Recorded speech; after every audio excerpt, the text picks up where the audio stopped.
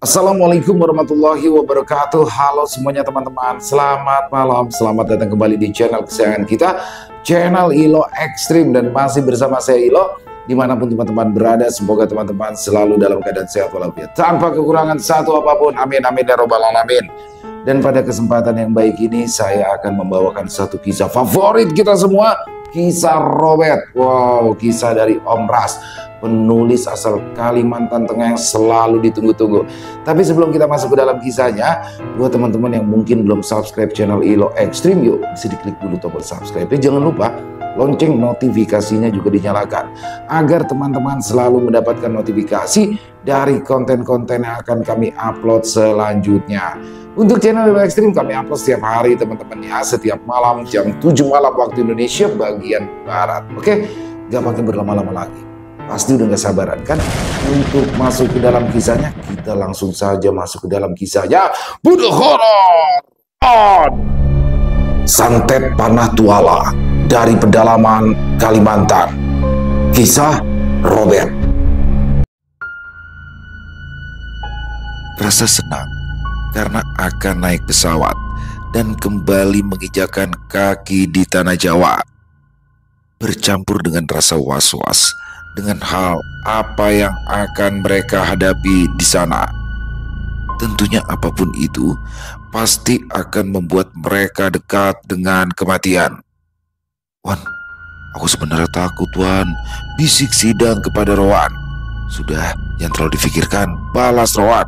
"Oh, kok enak bilang begitu, sementara aku, kalau aku mati bujang aku, Wan," Rowan terkekeh pelan. Sementara Robert tampak sibuk membereskan isi tasnya. "Kita menginap di sini saja ya, biar lebih dekat dengan bandara," kata Pak Rashid saat mereka tiba di depan sebuah penginapan.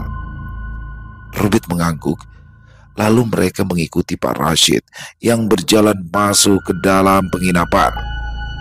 Tanpa sengaja Robert sedikit menyingkir saat berpapasan dengan sesosok makhluk berwujud laki-laki parubaya, dan karena hal itu sosok tersebut malah jadi mengikutinya. Robert menghela nafas panjang. Ia merasa terganggu dengan kehadiran si sosok yang terus saja mengikutinya. Sesampainya di meja resepsionis, Pak Rashid langsung sibuk mengurus pemesanan kamar. Rowan dan Sidang duduk di sofa ruang tunggu, sementara Robert ia mencoba menjaga jarak dengan sosok itu. Tapi tetap saja, setiap kali ia melangkah, sosok itu mengikutinya tanpa jeda. Robert menutup mata sebentar, mencoba mengabaikan, namun tiba-tiba telinganya berdengung, dan setelahnya ia mendengar suara berat berbisik tepat di telinganya. "Aku pernah singgah di sini, tapi tidak pernah bisa pulang." Robert membuka mata dengan cepat, pandangannya tajam, ia menggertakkan gigi. Sosok itu semakin mendekat, lalu tiba-tiba berdiri tepat di sampingnya. "Jangan ganggu aku," gumam Robert lirih, nyaris seperti ancaman. Namun sosok itu justru menyeringai. Kemudian terdengar lagi bisikan, "Kalau begitu, kau harus mendengar ceritaku." Rowan hanya memperhatikan apa yang akan Robert lakukan pada sosok parubaya tersebut. "Tidak, aku tidak punya waktu untuk mendengarkan ceritamu," ujar Robert seraya merapalkan mantra untuk mengusir makhluk itu. Keesokan paginya setelah sarapan, mereka pun akhirnya berangkat. "Loh, jadi saya ikut juga, Pak?" tanya Rowan kaget saat itu mereka sudah tiba di bandara. "Oh iya, memangnya kamu tidak mau ikut, ha?" ujar Pak Rashid. Bukan begitu, Pak. Saya kira saya tidak diajak," jawab Rowan. "Kamu kan menemani saya, tangan kanan saya. Ya jelas, kamu akan selalu ikut kemanapun kalau saya ajak," kata Pak Rashid sambil tersenyum. Rowan tersenyum dan menunduk. Robert berjalan di belakangnya dengan santai, seolah tak peduli dengan obrolan itu. Kalian tunggu sebentar di sini ya. kata parasit seraya berjalan menjauhi mereka. Baru tahu aku, kau sudah menjadi tangan kanannya, ujar Robert pada Rowan. Bet, itu artinya kalau Rowan jadi tangan kanan parasit, berarti kau yang menjadi tangan kirinya. Ujar Sidang ikut bicara. Rowan tertawa kecil sementara Robert hanya diam sambil memperhatikan Sidang dengan tatapan tajam. Singkat cerita, mereka akhirnya sampai di sebuah hotel. Dan rencananya besok barulah parasit akan membawa Robert untuk menjenguk istri dari kenalannya tersebut. Saat memasuki kamar hotel itu, Robert langsung menghela nafas panjang. Matanya menatap lekat ke arah satu sosok kuntilanak yang duduk di atas lemari. Rambutnya panjang menjuntai dan gimbal, dari mulutnya terus menetes air liur yang kental. Wah, ada tambahan pelayan cantik di kamarmu ya, Bet. Ujar Rowan. Kalau kau tertarik, aku tidak keberatan untuk bertukar kamar denganmu, kata Robert. Rowan memasang wajah sinis. Kau memang tidak keberatan, tapi aku yang keberatan. Bet, tapi besok, kalau misalkan penyakitnya sudah terlalu parah dan santet yang bersarang di tubuhnya sudah tidak bisa diobati, kau jangan memaksakan diri, Bet. Karena kan keberuntungan tidak selalu berpihak pada kita. Aku sengaja bilang begini saat parasit tidak ada. Kau mengerti kan maksudku? Ujar Rowan pelan. Robert mengangguk lalu menutup pintu kamarnya. Sosok kuntilanak yang sebelumnya duduk di atas lemari itu kini berpindah ke sisi ranjang. Makhluk itu sepertinya memperhatikan Robert, apalagi ketika Robert mulai membuka bajunya dan berjalan ke kamar mandi. Sosok itu lantas mengikutinya sambil tertawa. Robert merasa risih diperhatikan saat mandi seperti itu, meskipun yang memperhatikannya adalah hantu. Plak! Robert melemparkan botol sampo yang dipegangnya ke arah di mana sosok itu berdiri, dan untungnya sosok tersebut langsung pergi. Sementara itu di kamar Rowan, sini, yang bagus gayanya dong, ujar Rowan mengarahkan Sidang yang saat itu sedang foto-foto di dekat jendela kamar hotel. Wan, foto lagi dong, kata Sidang seraya mengubah gayanya. Sudahlah, gantian ayo, aku juga mau, bentak Rowan kesal karena sedari tadi cuma Sidang yang difoto. Keesokan harinya, Robert dan parasit sudah bersiap-siap untuk pergi menuju ke rumah sakit di mana istri kenalannya itu dirawat. Mereka tiba di rumah sakit tersebut sekitar pukul 11 siang dan kedatangan mereka itu disambut dengan sangat baik oleh kenalan parasit. Usianya memang 2 tahun lebih muda dariku, tapi beliau jauh lebih sukses. Bahkan bisa dibilang berada 5 tingkat di atasku. Makanya aku sudah menganggap beliau seperti guru. Banyak sekali hal-hal tentang bisnis yang aku pelajari darinya, Bet, ujar parasit sambil tersenyum. Perkenalkan, saya Lee Mansur. Parasit ini memang suka melebih-lebihkan kalau memuji, ucap lelaki itu memperkenalkan diri, bibirnya tampak tersenyum lebar. Saya Robert, Pak. Oh ya, saya sudah tahu. Semalam parasit sudah memberitahu semuanya tentang kamu. Jadi mungkin kita langsung saja ya. Kita akan bahas masalah penyakit istri saya, kata Pak Ali Mansur. Robert mengangguk, lalu kemudian ia memperhatikan Bu Ratna untuk beberapa menit lamanya. Istri Bapak, dia terkena santet. Dan ini jenis santet yang ada batas waktunya. Jadi sebelum batas waktu santet itu habis, istri Bapak tidak akan meninggal. Saya menyebut jenis santet ini panah tuala. Meskipun korban sangat menderita dan merasakan sakit hingga nyaris mati setiap harinya, tapi korban tidak akan bisa mati sebelum batas waktu santet itu habis. Dan kapan batas waktu santet itu habis, yang tahu hanya pengirimnya. Karena pengirimnya lah yang menentukan dan mengatur waktunya. Dan ketika batas waktunya tiba, pengirim santet tersebutlah yang akan mengambil nyawa korbannya, ujar Robert menjelaskan dengan sungguh rinci. Lalu Apakah kamu bisa menyembuhkan istri saya? Tanya Pak Ali Mansur. Robert mengangguk dengan sangat yakin. Tapi saya butuh ruangan yang cukup besar, serta perlengkapan untuk melakukan ritual itu, jawab Robert. Itu artinya ritual yang kamu lakukan tidak bisa dilakukan di rumah sakit ini ya? Gumam Pak Ali Mansur pelan, nyaris seperti berbicara pada dirinya sendiri. Robert membenarkan. Sejujurnya saya ragu kalau sampai ini gagal, maka bisa saja istri saya tidak selamat. Terlebih lagi karena ritual itu harus dilakukan di luar rumah sakit. Tapi saya akan pertimbangkan, asal kamu bisa membuktikan dan meyakinkan saya kalau apa yang akan saya pilih tidak salah, ujar Pak Ali Mansur. Robert menghela nafas panjang. Sejujurnya, ia malas berurusan dengan orang seperti itu, tapi berhubung ini berkaitan dan juga atas permintaan dari Pak Rashid, mau tak mau, Robert terpaksa melayaninya. Bapak mau bukti yang seperti apa? Tanya Robert dengan suara datar.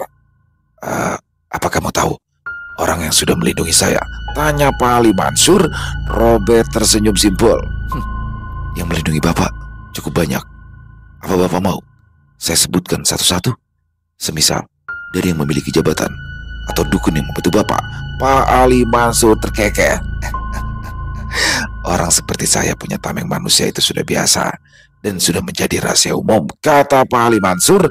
Robert mengangguk sambil tersenyum kecil, sementara Pak Rashid harap-harap cemas mendengar obrolan itu. Saya paham. Kalau begitu, saya akan menyebutkan tentang dukun yang melindungi Bapak. Dukun tersebut berasal dari Klaten. Dukun itulah yang memasang raja di tubuh Bapak.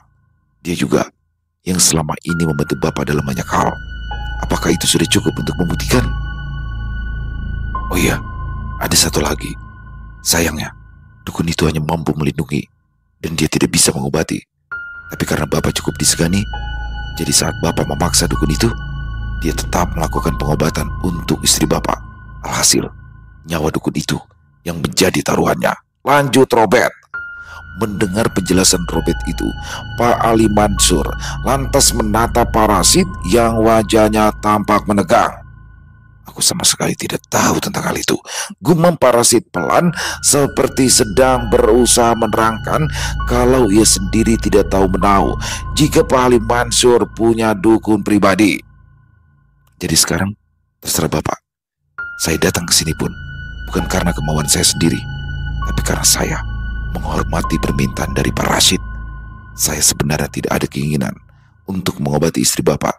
Saya juga tidak kenal dengan kalian, dan saya tidak ingin sampai mengungkap hal-hal pribadi Bapak hanya untuk meyakinkan Bapak. Jadi mohon maaf, saya permisi, ujar Robert seraya berbalik dan berjalan ke arah pintu. Namun sebelum Robert keluar dari ruangan, Pak Ali Mansur memanggilnya. Robert, kamu benar. Saya minta maaf. Saya tidak bermaksud untuk menyinggung. Saya hanya ingin satu keyakinan yang kuat kalau tindakan saya mengeluarkan istri saya dari rumah sakit adalah keputusan yang tepat. Saya benar-benar minta maaf, kata Pak Ali Mansur. Robert menghentikan langkahnya. Helaan nafasnya terdengar panjang. Kemudian ia menoleh perlahan, tatapannya masih tajam. Tidak apa-apa, saya mengerti maksud Bapak, jawabnya lagi. Pak Ali Mansur melangkah mendekat, raut wajahnya terlihat menyesal. Saya hanya khawatir, Nak. Istri saya semakin parah. Saya sangat khawatir kalau sampai saya salah mengambil langkah. Itu saja, karena bagi saya istri saya adalah nyawa saya. Robert tersenyum hambar kala mendengar perkataan Pak Ali Mansur. Apalagi ia sudah tahu kalau lelaki pengusaha yang berdiri di hadapannya itu suka bermain wanita. Tolong lakukan ritual itu. Saya akan membawa istri saya pulang. Pak Rashid, tolong siapkan semua yang Robert butuhkan untuk ritual. Setelah ini saya akan mengurus kepulangan istri saya, ujar Pak Ali Mansur dengan mantap. Ya, tentu, jawab Pak Rashid. Satu lagi Pak Rashid, untuk tempat ritualnya saya yang akan sediakan tempatnya. Nanti saya akan kirimkan alamatnya lewat SMS ya Pak, kata Pak Ali Mansur. Pak Rashid mengangguk. Lalu kemudian mereka pun berpamitan untuk pulang lebih dulu guna menyiapkan keperluan untuk ritual. Aku bahkan tidak tahu kalau Pak Ali itu ternyata punya dukun, ujar Pak Rashid saat itu mereka sudah berada di dalam mobil. Hampir semua orang yang berurusan dengan banyak orang dan berpeluang mempunyai musuh pasti memiliki pelindung. Sebab saingan atau lawan tidak selalu menyerang secara terbuka, melainkan juga bisa menyerang secara halus, kata Robert. Pak Rashid mengangguk. Ya, kau benar, Bet. Orang-orang sepertiku ini seperti berdiri di puncak tebing, tinggi, namun juga berpeluang sangat besar untuk jatuh atau dijatuhkan. Jadi ya memang harus punya pengaman yang kuat supaya tidak jatuh di saat angin berusaha untuk menjatuhkan dari berbagai arah. Robert mengangguk, suasana hening sejenak. Kulihat istrinya punya peranan yang sangat penting dalam usahanya. Itulah sebabnya kenapa Pak Ali sangat peduli dengan kesembuhan istrinya. Padahal dia sendiri bukan orang yang setia. Dia sangat menyukai daun-daun muda yang masih hijau, ujar Robert yang langsung membuat mata Pak Rashid melotot menatap ke arahnya. Kau tahu tentang hal itu? Jangan bilang kau juga tahu tentang rahasiaku ya, Bet? Tanya Pak Rashid tegang. Robert menggeleng. Tidak, aku tidak melihat dan tidak mencari tahu lebih banyak tentang kehidupan pribadi Bapak. Karena Pak Rashid tidak pernah membuatku kesal, jawab Robert. Pak Rashid mengangguk. Ia menghela nafas lega kala mendengar jawaban dari Robert. Ya, sebaiknya jangan ya, Bet. Aku berjanji tidak akan pernah membuatmu kesal. Robert tertawa, lalu kemudian dia mengangguk. Tiba-tiba saja telepon Pak Rashid berbunyi. Sebuah notifikasi SMS masuk dari Pak Ali Mansur. Ini alamatnya, Bet, kata Pak Rashid. Robert mengangguk. Setibanya di hotel, mereka pun segera bersiap-siap untuk berangkat. Bet, kondisinya bagaimana, Bet? Tanya Rowan. Dia sudah berada di ambang kematian. Tapi kau tenang saja. Aku tahu jenis santet itu dan aku tahu cara mengobatinya, jawab Robert. Itu tidak akan membahayakan dirimu sendiri kan, Bet? Robert mengangguk. Rowan menghela nafas panjang, lalu kemudian ia berkata, jangan sampai mati ya, Bet. Karena aku ingin nanti kau hadir sebagai keluargaku di saat pernikahanku dan Ranti. Robert menatapnya sebentar dengan bibir yang tersenyum. Kau tenang saja, aku pasti akan berada di dekatmu saat kau menikahi Ranti, ucapnya seraya menepuk bahu Rowan pelan. Sekitar pukul 5 sore, mereka tiba di alamat yang diberikan oleh Pak Ali Mansur. Dan ternyata di sana sudah ada Pak Ali Mansur yang menunggu kedatangan mereka. Ayo, silakan masuk, kata Pak Ali Mansur mempersilakan. Setelah melangkah melewati pintu masuk, Sidang tampak sangat kagum kala melihat rumah mewah tersebut. Wah, gumamnya takjub. Wan, rumahnya seperti istana ya, Wan, bisik Sidang seraya menyenggol lengan Rowan. Jangan kencang-kencang, malu kalau sampai didengar sama yang punya rumah, ujar Rowan. Pak Ali Mansur mengajak Robert untuk masuk ke sebuah ruangan. Ruangan itu kosong, tidak ada furniture sama sekali dan sangat luas. Apa di sini bisa untuk melakukan ritualnya? Tanya Pak Ali Mansur. Robert mengangguk. Ya, bisa, jawab Robert. Jadi setelah ini apakah ritual untuk menyembuhkan istri saya akan langsung dilakukan? Saya akan mempersiapkan semuanya dulu. Setelah semuanya siap, ritual bisa langsung dimulai, jawab Robert. Dan setelah mengatakan itu, Robert lantas menyeru Sidang untuk segera membawa barang-barang yang sudah mereka siapkan.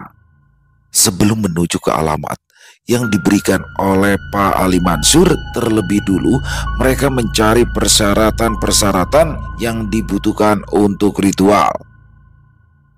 Rowan, Sidang, dan Robert tampak sibuk di ruangan tersebut. Robert membuat kandang berukuran sedang dari bambu, lalu kandang itu dipasangi atau dihias dengan daun sawan dan juga kain jarik. Sementara itu, Sidang tampak sibuk membuat tiang penyangga.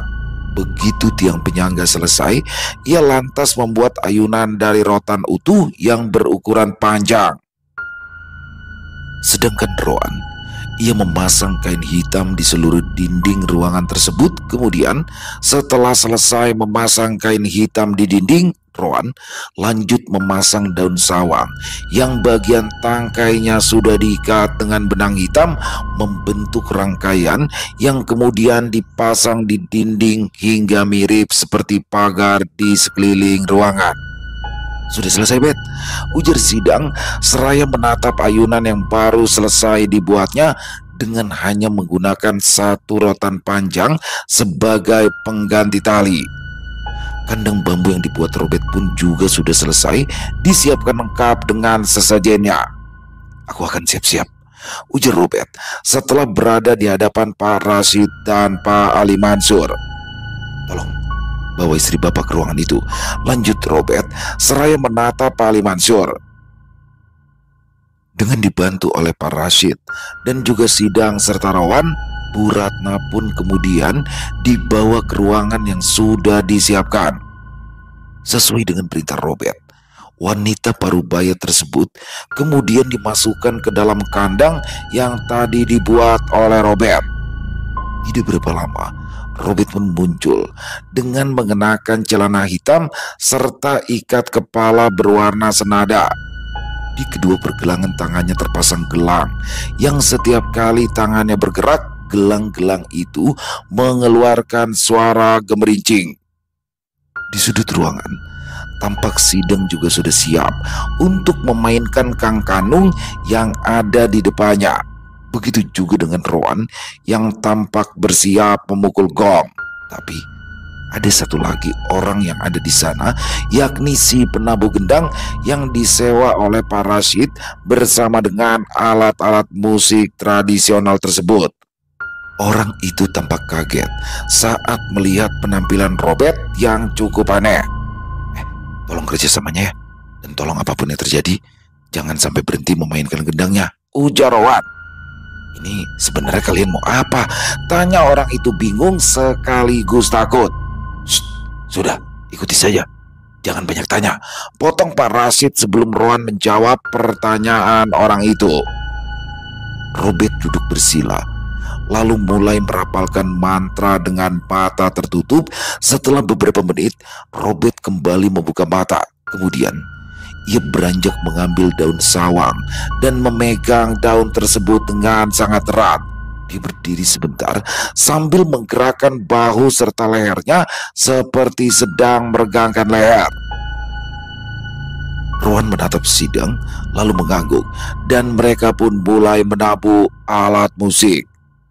Ketika musik tradisional itu mulai ditabuh, perlahan-lahan Robert mulai melakukan gerakan seperti menari. Suara gemerincing gelangnya beradu dengan suara alat musik. Semakin lama, tabuhan musik itu semakin kencang, dan tarian Robert pun juga bertambah cepat. Dia menari dengan mata setengah terpejam. Sesekali ia juga mengeluarkan suara yang aneh. Tidak hanya itu, Robert juga tiba-tiba melompat naik ke atas ayunan yang hanya ditahan oleh satu tali, dan itu pun talinya yang terbuat dari rotan tuyang tunggal. Ayunan tunggal. Beberapa saat ia cuma berayun sambil menggerak-gerakkan tangannya, dan anehnya ayunan itu semakin melaju setiap detiknya seperti ada yang mendorong. Pak Rashid dan Pak Ali Mansur yang duduk tak jauh dari Rowan dan Sidang terlihat menyaksikan setiap gerakan yang Robert lakukan dengan wajah yang tegang. Tiba-tiba saja Robert melompat turun dari ayunan itu, lalu kembali menari dan mengelilingi kandang tempat istri dari Pak Ali Mansur berada. Sambil masih menari, Robert mulai memegang-megang bagian luar kandang. Pada awalnya ia hanya memegang-megang saja, tapi lama-kelamaan tangannya mulai berusaha membuka kandang tersebut. Dan semakin lama Robert terlihat semakin tak terkendali. Pak Ali Mansur bangkit ingin menahan Robert, karena ia takut jika Robert sampai melakukan hal-hal tidak terduga dan dapat membahayakan keselamatan istrinya. "Jangan, Pak, itu sudah bukan dia lagi," ujar Rowan yang tentu membuat Pak Ali Mansur semakin khawatir. Namun, sebelum Pak Ali Mansur sempat mendekati Robert, Pak Rashid cepat-cepat menahan tangannya. "Pak, tolong jangan disentuh.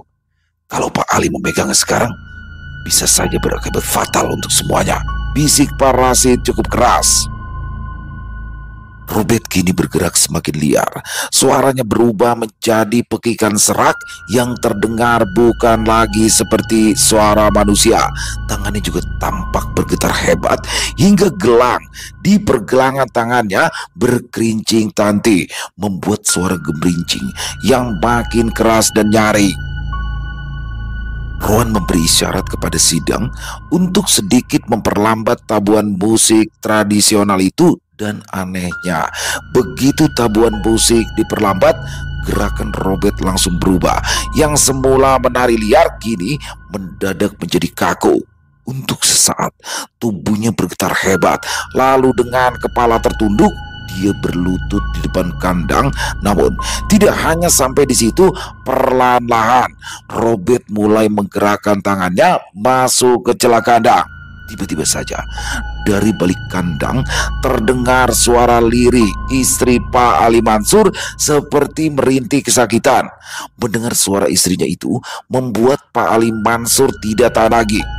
Itu istri saya. Apa yang sebenarnya terjadi? Apa yang kalian lakukan padanya?" serunya dengan suara bergetar.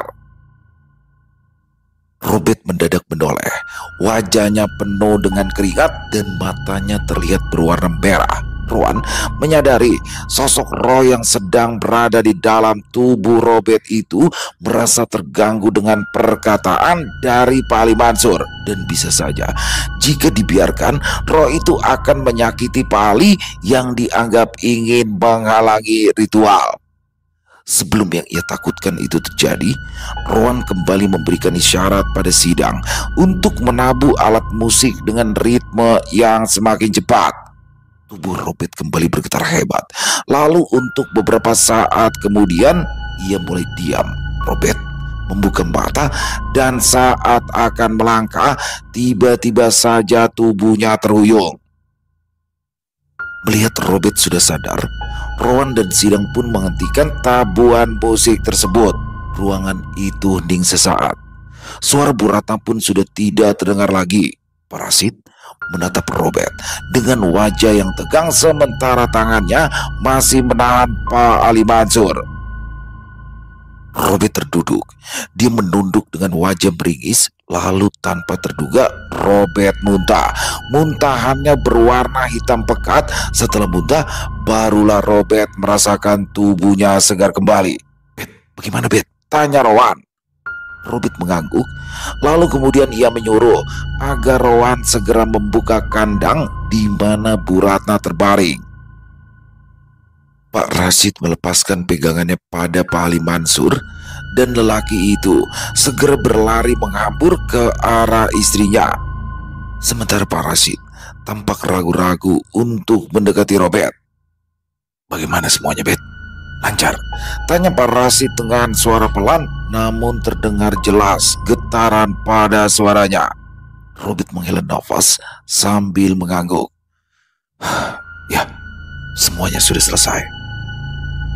Kilas balik di mana ritual baru dimulai. Saat Robert duduk dengan mata terpejam sambil merapalkan mantra, sukmanya keluar dan digantikan oleh roh yang membantunya. Dan sukma Robert pergi menemui dukun yang mengirimkan santet pada istri Pak Ali Mansur. Setelah berhasil menemui dukun itu, tanpa ampun Robert langsung mengajarnya. Pertarungan antara Robert dan dukun tersebut terjadi dengan sangat sengit hingga pada akhirnya dukun itu berhasil Robert tumbangkan, dan santet yang bersarang di tubuh Bu Ratna pun kemudian dikirimkan kembali kepada orang yang menyuruh si dukun tersebut. Saat akan kembali ke tubuhnya, Robert sempat hampir tersesat, namun untungnya suara dari tabuhan alat musik itu mampu membawanya untuk kembali ke raganya. Perjalanan raga Sukma kali itu sangat beresiko bagi Robert. Jika sebelumnya ia selalu meninggalkan raganya dalam keadaan kosong, saat raga Sukma kali ini berbeda sebab ada roh lain yang menggantikan Sukma Robert di dalam tubuhnya. Dan roh itulah yang mengendalikan tubuh Robert selama Robert sedang berada di alam sebelah. Risikonya Robert bisa saja tidak punya kesempatan untuk kembali lagi ke dalam tubuhnya kalau roh yang masuk ke dalam tubuhnya itu memiliki niat jahat, seperti mematikan tubuhnya guna untuk menahan Sukma Robert selamanya di alam gaib. Kembali ke ruangan ritual, Bu Ratna membuka matanya, menatap Pak Ali Mansur dengan mata yang berkaca-kaca. "Kamu tidak apa-apa?" tanya Pak Ali Mansur seraya memeluk ratu bu istrinya yang tampak lemas itu. Wanita itu menggerakkan tangannya lalu mengusap-usap punggung Pak Ali Mansur. "Aku sudah merasa lebih baik," ucapnya dengan suara pelan. Keesokan paginya, "Terima kasih, Nak Robert," kata Pak Ali Mansur. Pagi itu mereka duduk bersama di ruang tamu. Robert mengangguk pelan seraya meraih kopi di atas meja. "Santet itu juga sudah saya antar kembali ke orang yang merupakan dalang di balik sakitnya istri Bapak," kata Robert. "Oh, kalau seperti itu artinya kamu tahu siapa orangnya?" tanya Pak Ali Mansur. Robert tersenyum tipis. "Bapak akan segera tahu, karena dia akan segera jatuh sakit sama seperti istri Bapak. Jadi biarlah itu akan jadi kejutan untuk Bapak nanti," kata Robert. Pak Ali Mansur mengangguk. Ia sama sekali tak memaksa Robert untuk memberitahunya.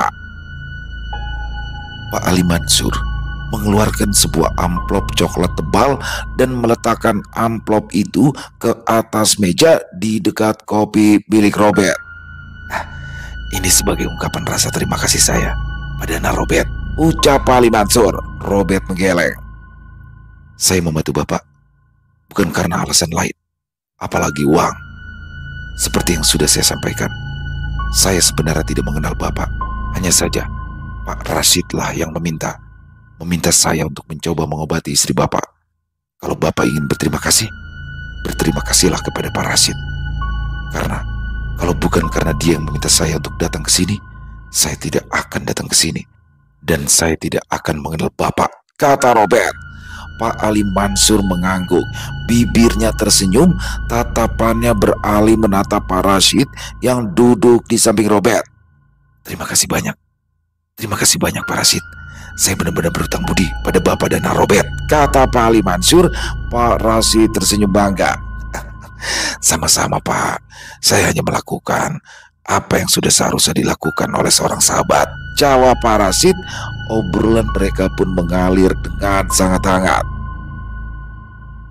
"Maaf Pak, permisi. Ibu bilang mau bicara empat mata sama Mas Robert," kata seorang perempuan berusia 40 tahunan yang merupakan perawat pribadi Bu Ratna. Robert menoleh sesaat ke arah si perawat sebelum akhirnya Pak Ali Mansur mempersilahkan agar Robert menuruti panggilan dari istrinya. "Saya izin ya Pak," kata Robert. "Ya silakan." "Tidak apa-apa," jawab Pak Ali Mansur. Perawat pribadi itu pun lantas berjalan lebih dulu sementara Robert mengekor di belakangnya. Begitu tiba di depan sebuah kamar, perawat itu langsung membukakan pintu dan mempersilahkan Robert untuk masuk ke dalam. "Permisi," ucap Robert seraya melangkah masuk melewati pintu kamar yang terbuka. Terlihat di atas ranjang besar itu Bu Ratna duduk bersandar, bibirnya tersenyum setelah ia menatap Robert. "Silakan duduk, Nak Robert," katanya mempersilakan. Robert lantas duduk di atas kursi di dekat ranjang. "Nak Robert," panggil Bu Ratna. "Iya Bu."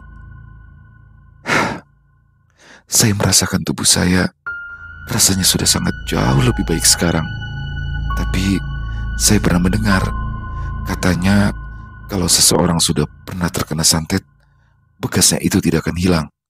Dia akan tetap terbuka dan membuat orang itu akan mudah terkena gangguan ataupun hanya santet nyasar. Apakah itu benar, Nak Robert? Jujur, saya sangat takut sekarang. Robert mengangguk pelan. Ya, ibu tidak salah, tapi juga tidak sepenuhnya benar.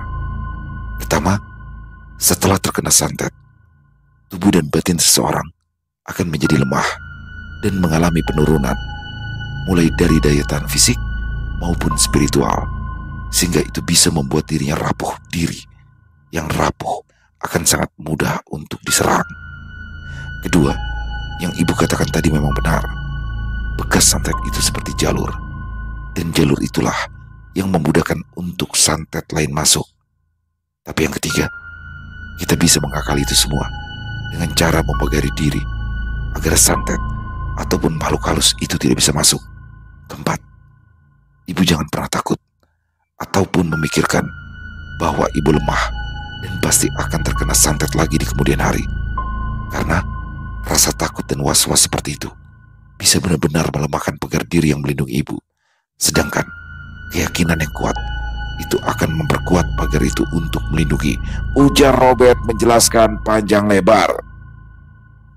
Bu Ratna menghela nafas panjang.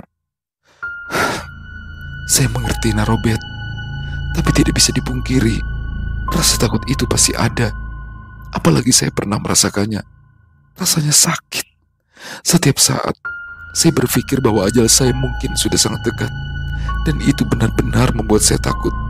Saya takut sekali, Nak Robert. Tapi Nak Robert, saya ada satu permintaan sama Nak Robert.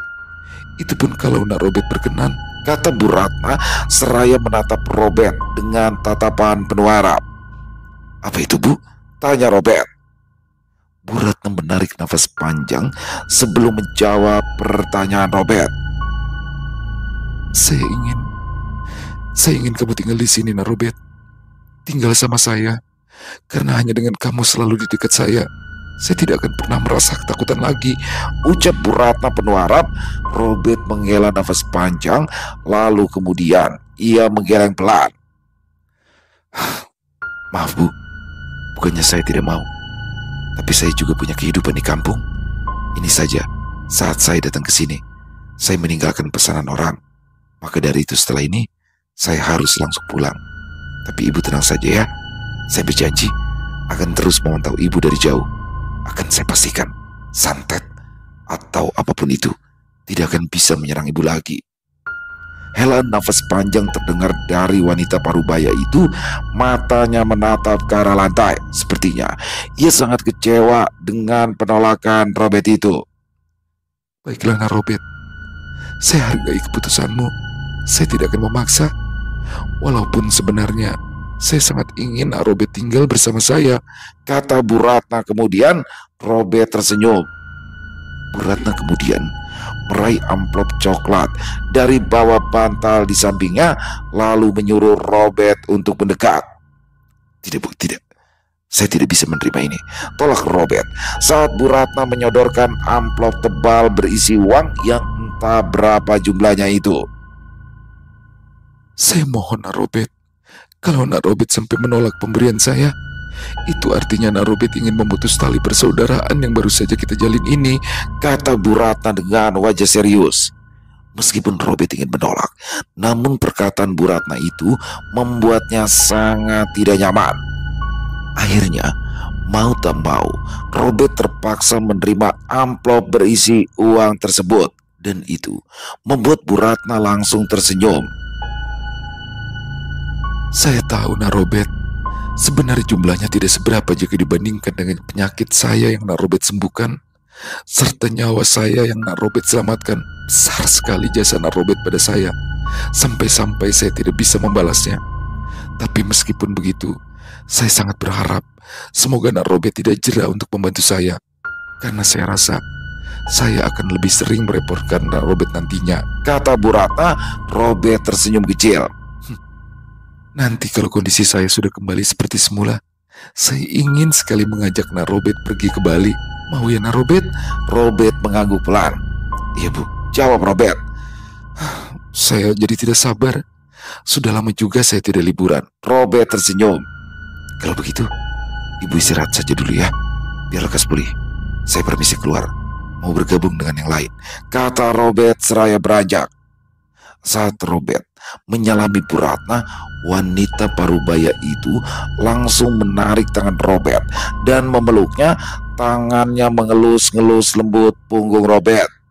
Terima kasih ya nak Robert. Terima kasih, ucap Bu Ratna dengan suara bergetar. Ya Bu, sama-sama. Terima kasih juga untuk pemberian ibu ini, kata Robert. Jangan sungkan untuk menganggap saya sebagai ibu atau bahkan saudara perempuanmu ya. Kalau ada apa-apa jangan ragu untuk bercerita, kata Bu Ratna sambil tersenyum. Robert mengangguk dengan bibir yang tersenyum.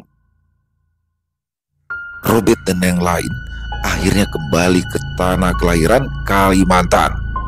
Sopir Pak Rasid mengantar Robert dan Sidang hingga sampai ke desa karena Pak Rasid tidak bisa ikut mengantar sebab dia ada urusan yang sangat mendadak dan mereka akhirnya berpisah di bandara. Robert membuka pintu rumahnya sedangkan Sidang langsung merebahkan tubuhnya di teras. Kukira kita akan jalan-jalan dulu sebelum pulang. Sayang sekali, ke kota besar seperti itu tidak sempat jalan-jalan, ujar Sidang. Sidang, kalau kita jalan-jalan, lalu siapa yang akan membuat badan kelotok milik apa Iking itu? Ujar Robert. Rugi bet, kalau Sidang.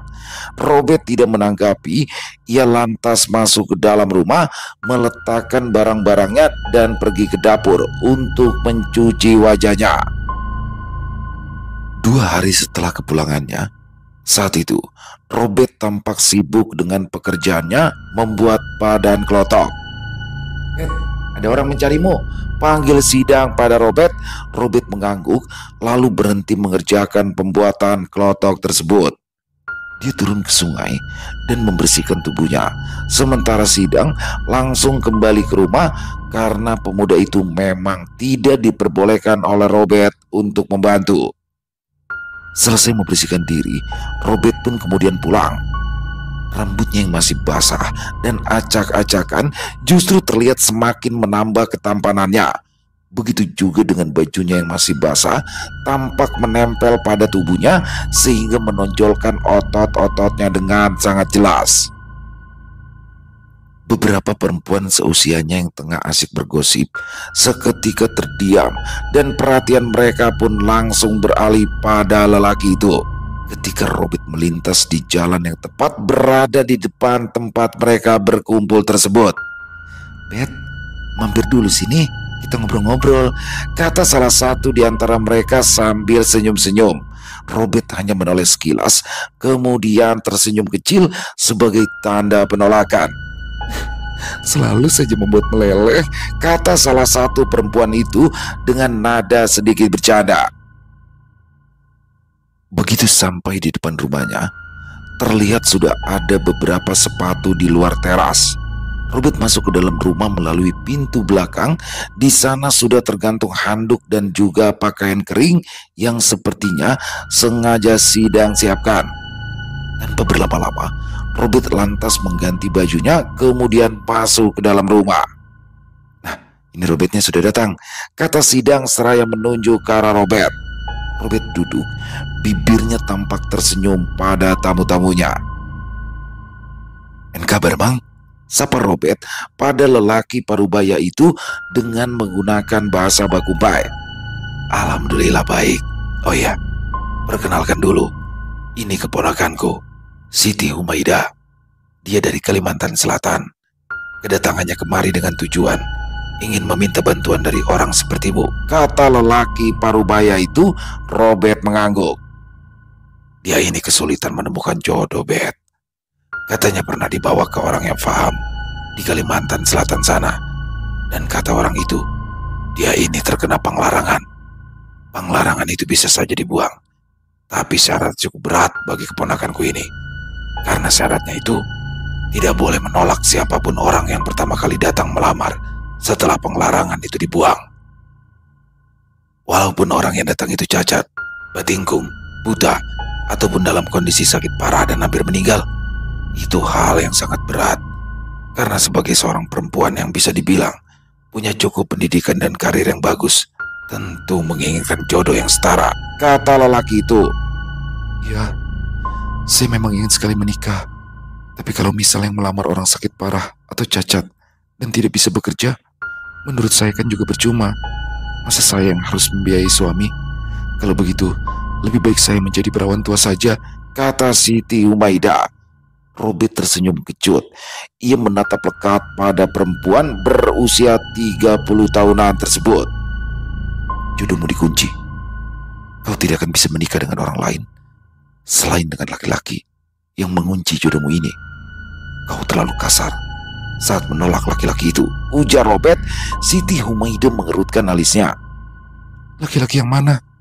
Ini bukannya aku merasa so cantik, tapi memang aku pernah beberapa kali menolak laki-laki, kata Siti Humaida. Dia bekerja di kantor camat, duda beranak satu. Meskipun dia sudah PNS, tapi kau menolaknya hanya karena alasan dia sudah mempunyai anak dan kamu rasa wajahnya tidak menarik, ujar Robert. Hadi? Robert tersenyum kecil. Iya, itu memang benar. Tapi aku memarahinya karena dia keras kepala, sulit untuk diajak bicara baik-baik. Aku sudah pernah menolaknya secara halus, tapi dia tidak faham-faham. Dia selalu melakukan hal-hal yang membuatku kesal, seperti mengatakan kalau aku ini adalah calon istrinya pada semua orang. Sampai-sampai aku diolok-olok oleh teman-temanku. Harusnya dia sadar dengan wajahnya yang di bawah standar itu, ditambah lagi dia punya anak, pelit, dan suka sekali mengada-ngada. Tidak akan ada perempuan yang mau sama dia, tapi dia terus saja memaksa. Sampai akhirnya aku bosan dan emosiku meledak. Aku rasa kelakuannya itulah yang sudah membuat istrinya meninggalkan dia, kata Siti Humaida. Robert mengangguk. Baiklah, aku akan coba membantumu, kata Robert. Tapi syaratnya tidak harus menerima lamaran orang yang tidak aku inginkan, bukan? Robert mengangguk. Nah, kalau itu aku mau, ujar Siti Humaida seraya menghela nafas lega. Setiap orang ada cara dan juga syaratnya masing-masing untuk membantu orang. Tidak akan selalu sama, kata Robert menegaskan. Selesai. Wow, luar biasa kisah Robert. Robert ya, akhirnya berhasil menyembuhkan istri dari Pak Ali Mansur. Nih Pak Ali Mansur udah sempat bikin Robert kesel ya. Saya juga kesel sih ngeliatnya. Bagaimana dia minta tolong menyembuhkan istrinya pada Robert, tapi dia ragu, malah ngetes lagi. Suruh cari tahu apa yang ada. Coba kalau dibongkar semua kan malu dia tuh ya kan. Ternyata dia sok-sokan tuh, khawatir dia adalah separuh nyawaku, padahal di belakang suka main cewek. Tapi gini teman-teman ya, ada beberapa yang saya dengar ya, memang orang-orang seperti Pak Ali Mansur ini mungkin di luar dia punya istri lagi atau dia bandel, tapi istri pertama ini nggak bakal dilepas. Lebih kayak apa ya, dia meyakini kalau disitulah kesuksesan dia yang selalu bertahan, jadi makanya dia pengen istrinya selalu hidup. Tapi yang ngeselin juga, Robert udah hampir aja kesal, udah hampir pulang aja tuh ke Kalimantan. Tapi alhamdulillah dia melihat Parasit, karena memandang Parasit, yang mana Parasit ini adalah bos dari adiknya yaitu Rowan. Jadi benar-benar karena menghargai Parasit aja, bukan karena masalah uang atau apa-apa ya. Dan Robert sebentar banget sih di Jakarta. Coba agak lamaan sedikit ya Bet. Langsung saya ajak di studio saya. Kita di sini podcast bareng. Om Ras, suruh agak lamaan dikit dong. Next kalau ke Jakarta pokoknya wajib mampir nih Robert ya. Dan teman-teman juga banyak yang pengen tahu nih kayak apa sih Robert. Waduh. Terima kasih Om Ras, kisahnya keren banget dan di endingnya akan ada buat besok nih berarti ya, bagaimana orang yang dikasih panglarangan. Waduh. Panglarangan tuh kayak pengunci jodoh ya kan. Dan ini apakah besok Robert berhasil menyembuhkannya? Jangan sampai ketinggalan untuk episode minggu depan. Dan buat Om Ras, terima kasih untuk kisah luar biasanya. Ditunggu lagi Om Ras untuk kisah Robert selanjutnya. Dan semoga kisah barusan bisa menghibur teman-teman semua ya. Para pecinta penikmat horor misteri, lebih khususnya lagi kepada para subscriber dari channel ILO Extreme. Buat yang punya komentar lain tentang kisah barusan, silakan bisa menuliskan di dalam kolom komentar. Ataupun hanya sekedar saling menyapa, silakan. Insya Allah kami akan membalasnya satu persatu. Dan buat teman-teman yang suka dengan videonya bisa diklik tombol like-nya, tombol jempolnya, boleh juga dong dibantu di-share ya link videonya ini ke teman-temannya yang lain agar juga ikut merasa terhibur. Di akhir kata, saya Ilo mengucapkan permohonan maaf apabila mungkin dalam pembawaan kisahnya barusan ada kata-kata saya yang salah ataupun ada kata-kata saya mungkin yang kurang berkenan.